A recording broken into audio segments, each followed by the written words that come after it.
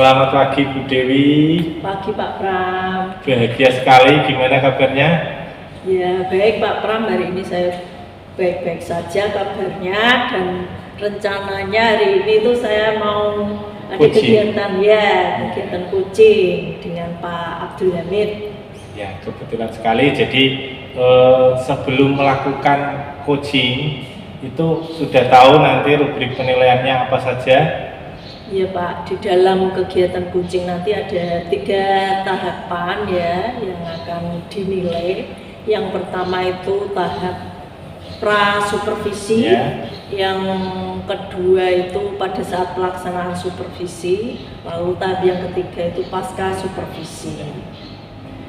Nah, di dalam tahapan-tahapan ini itu inti yang bisa atau harus bisa dimunculkan oleh seorang coach ya sebagai mitra dari coach ini mampu mengembangkan kompetensinya sehingga si coach ini dapat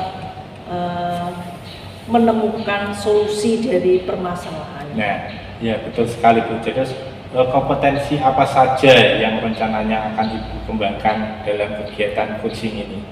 Nah, kompetensi yang ingin saya kembangkan di sini adalah kompetensi kemitraan ya, kemitraan. Yang kedua itu kompetensi proses kreatif. Jadi ada proses di dalam coaching itu proses yang kreatif dari si coach ini untuk memaksimalkan potensi dari coaching. Seperti itu Pak. Terus yang lebih spesifik, kompetensi yang mana yang akan Ibu kembangkan? Ya, kalau kompetensi yang spesifik di sini saya akan memaksimalkan potensi Pak, potensi dari si coaching ini betul. dalam menemukan solusi dari permasalahannya. Seperti itu Pak. Kemudian untuk indikator pencapaian dari kegiatan coaching ini nanti kira-kira apa? Nah, kalau indikatornya itu gini Pak. Di dalam kegiatan coaching ini kan istilahnya kita membantu si coach dalam menemukan solusinya. Nah, indikator ketercapaiannya ya saya bisa menstimulus memberikan suatu pancingan rangsangan pada coach ini supaya menemukan sendiri solusi dari permasalahannya. Itu indikatornya seperti itu Pak. Bagus sekali. Terus kemudian ini nanti berarti ada proses pasca juga, yang mana nanti Ibu juga harus tahu kegiatan yang sudah dilakukan, terus kompetensi apa lagi yang mau dikembangkan oleh seorang coach ini ya Bu ya. Iya. Baik, langsung saja bisa kita mulai. Ini sudah ada Pak Hamid yang nanti akan menjadi coach. Silakan bisa memulai kegiatannya. Monggo Pak Hamid. Oh iya. Ya, ini kelihatannya habis dari kelas ya Pak ya. Oh iya Bu. Iya. Baik, sudah ada Pak Hamid selaku coach, Bu Dewi selaku coach. Mungkin kegiatan bisa kita langsung mulai. Silakan, waktu sepenuhnya saya berikan ke Pak Hamid dan Bu Dewi. Monggo. Ya. Terima kasih. Bagaimana kabarnya Pak Hamid? Baik Bu. Ini kan pripun? Ini bagaimana? Baik juga Pak Hamid. Ini kok longgar sehingga main ke ruangan saya Pak? Ya iya Bu, saya mau bercerita sedikit. Bercerita ya Pak? Iya, tentang permasalahan yang saya alami. Kelihatannya serius sekali. Ya sedikit serius lah, tapi ya saya kepikiran terus. Oh gitu. Gitu. Ya boleh silakan Pak Hamid untuk menceritakan. Ini gini Bu, saat saya ngajar praktek kelas 12 TPSN 2 itu terjadi kendala tentang perbandingan antara jumlah siswa dan jumlah bahan yang digunakan.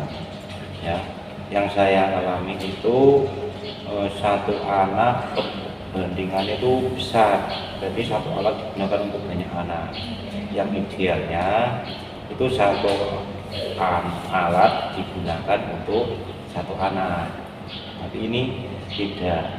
Nah, akibat dari permasalahan itu, maka terlalu banyak antrian saat anak mau praktek. Nah, itu permasalahan saya. Seperti itu ya Pak ya. Iya. Jadi antara jumlah siswa sama jumlah alat yang dipakai itu tidak imbang seperti itu ya Pak ya. Betul sekali. Terus kira-kira tujuan dari percakapan kita ini nanti kira-kira apa Pak yang ingin Pak Hamid inginkan itu seperti apa? Yang jelas ya tujuan saya pengennya perbandingan alat itu ya kalau tidak ideal itu ya mendekati ideal, misalkan tidak sampai 1:11. Selama ini seperti itu Bu.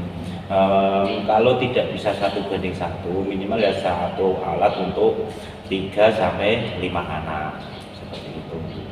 Ya, itu. Jadi ya selama ini yang dirasa Pak Hamid waktu praktek itu perbandingannya kurang ideal ya. Betul. Terus lalu kira-kira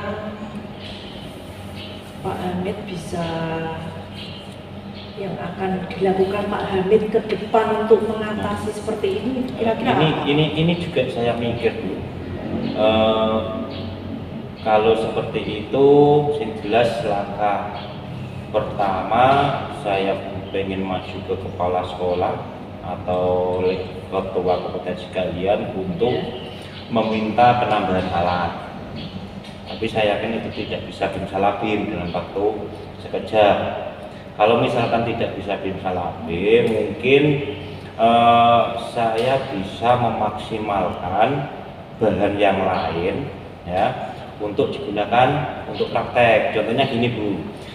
Saat pertemuan jam ini saya ngajar roda, tapi ada bahan yang lain, misalkan tidak materi roda, nganggur. Nah itu saya gunakan untuk praktek dengan sistem nanti dibagi kelompok lagi supaya nanti jobnya bisa rolling. Itu gambaran saya, pengennya rencana saya seperti itu Bu. Oh, rencananya seperti itu. Iya, jadi tidak terlalu banyak anak yang nganggur untuk nunggu seperti itu.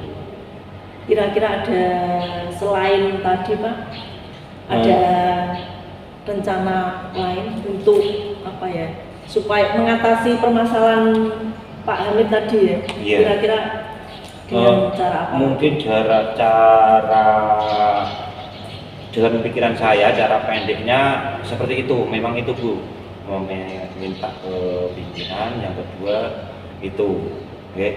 Dan ada lagi mungkin menambahi tugas tidak praktek. Dalam masa menunggu itu menambahi anak diberi tugas, entah itu dalam bentuk soal atau dalam tugas-tugas membuat video pembelajaran. Saat praktek itu temannya disyuting supaya bisa digunakan untuk pembelajaran dia, untuk evaluasi dia, bisa seperti itu biar anak juga senang seperti itu.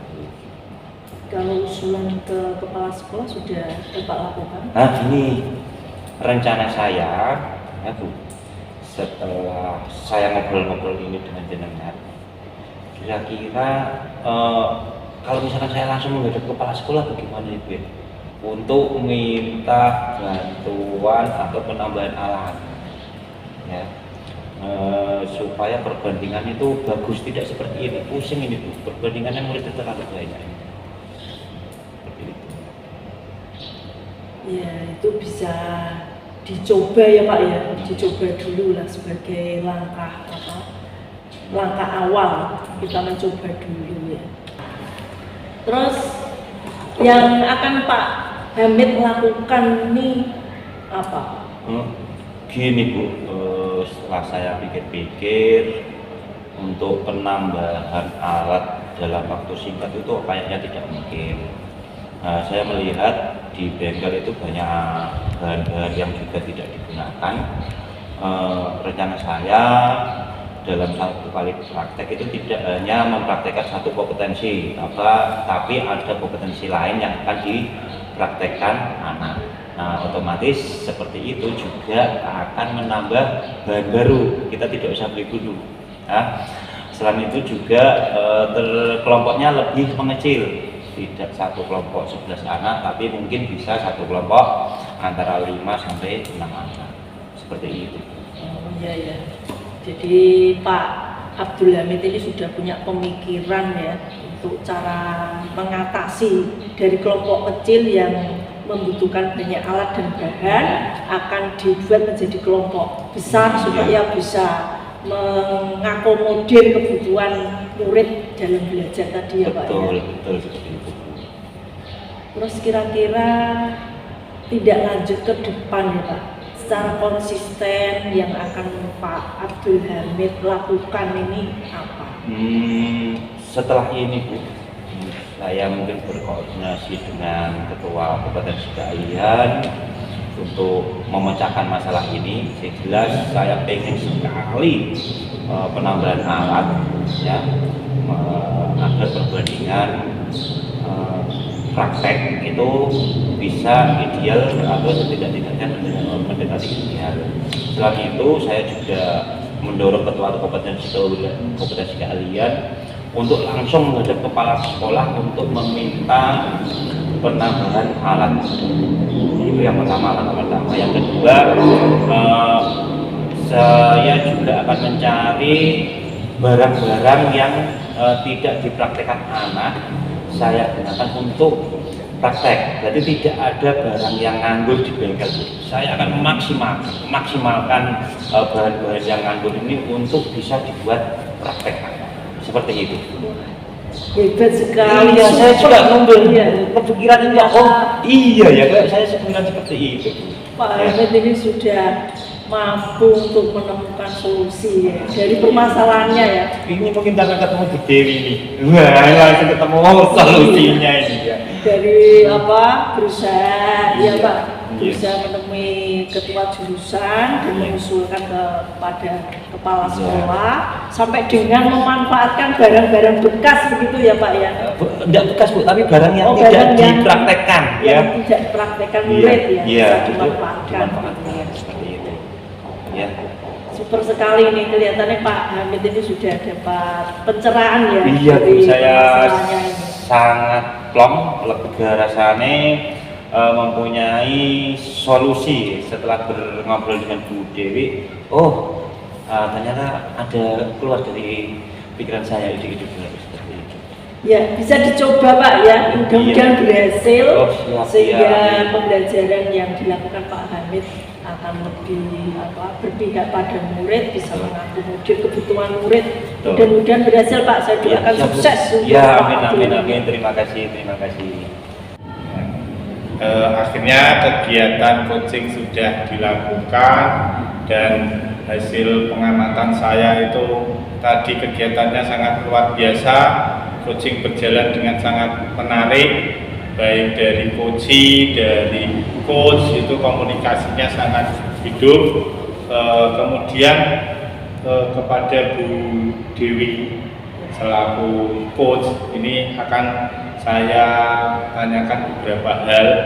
Kira-kira tadi apa yang sudah dilakukan pada saat coaching yang menjadi indikator ketercapaian dari pengembangan tadi. Nah, tadi dalam percakapan coaching itu yang menunjukkan indikator ketercapaian kegiatan itu, saya sebagai coach ini mampu menstimulus si coach Pak. Ya. Jadi coachnya itu kan Pak Abdul Hamid ini mampu menemukan solusinya sendiri dengan stimulus-stimulus yang saya berikan kepada si coach ini, sehingga coach mampu menemukan jawaban dari persoalan yang dihadapinya. Seperti itu Pak. Selanjutnya ini saya tadi sudah melihat kegiatan berlangsung, saya ada beberapa catatan, salah satunya itu kegiatan yang sudah dilakukan Bu Dewi dengan Pak Hamid. Itu Bu Dewi sudah melakukan sesuai dengan alur tirta, di mana tujuan sudah ada, tujuan dari Puji ini menyampaikan tujuan coachingnya itu tujuan yang ingin disampaikan itu apa, kemudian Bu Dewi juga menekan identifikasi masalah yang dihadapi coaching itu apa, kemudian Pak Hamid juga selaku coaching menyampaikan rencana aksinya tadi Pak ya, di mana kasusnya tadi adalah perbandingan antara alat dan bahan dengan jumlah siswa, dan Pak Hamid sudah punya rencana yang sangat luar biasa sekali. Tadi mau dibuat rolling, terus kemudian pada akhirnya Bu Dewi menanyakan atau meyakinkan juga bagaimana tanggung jawab yang harus dilakukan oleh coaching, yaitu Pak Hamid ya, kedepannya bagaimana itu sudah bagus sekali, sudah ada semua, dan sehingga pada akhirnya tujuan yang diharapkan si coaching, yaitu Pak Hamid, bisa menemukan solusinya sendiri. Ini sangat luar biasa sekali. Selain itu, ini Bu, kira-kira kompetensi apa lagi yang ingin dikembangkan setelah kegiatan coaching ini?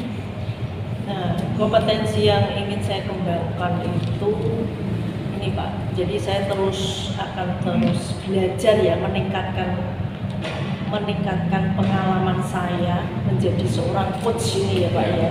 Kalau tadi itu di dalam coach itu ada kemitraan, proses kreatif itu harus dimiliki seorang coach, memaksimalkan potensi coach ini saya akan terus belajar ya Pak. Kan itu ada pendidikan untuk coach itu, jadi seorang coach itu kan ada pendidikannya. Nah saya juga akan mengikuti itu Pak, ada keinginan untuk mengikuti pelatihan coach itu Pak. Mungkin itu Pak. Bagus sekali, luar biasa semua. Jadi saya rasa kegiatan hari ini sudah berjalan dengan sangat baik dan lancar. Mudah-mudahan ini bisa bermanfaat bagi kita semua ke depannya. Dan karena ini keterbatasan waktu, Bapak Ibu punya kegiatan masing-masing, jadi untuk kegiatan hari ini saya rasa cukup. Kemudian saya akhiri. Terima kasih atas kerjasamanya. Saya tutup. Assalamualaikum warahmatullahi wabarakatuh. Waalaikumsalam warahmatullahi wabarakatuh.